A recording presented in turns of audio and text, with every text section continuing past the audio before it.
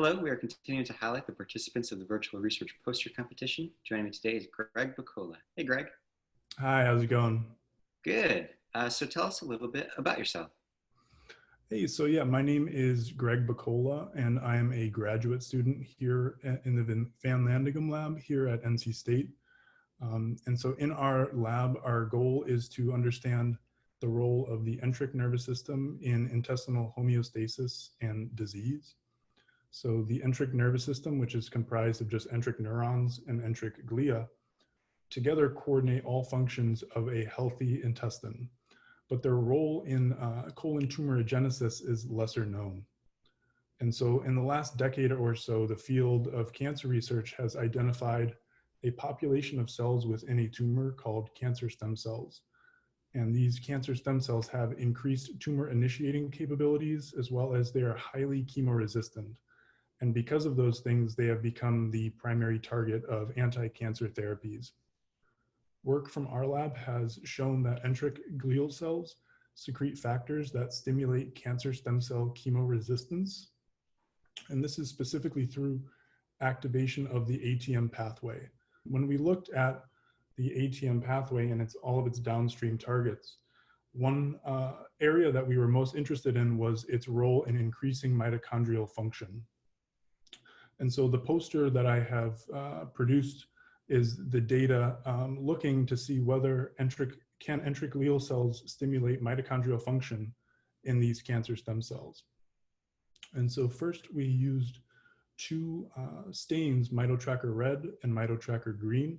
These two stains label mitochondrial density and the mitochondrial membrane potential.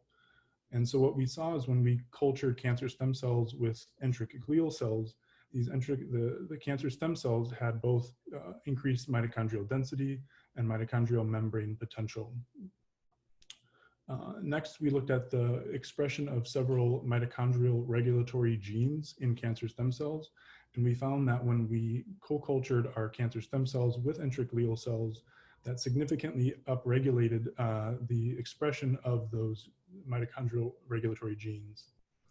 And lastly, to quantify the actual mitochondrial respiration in these cancer stem cells, we used seahorse assays.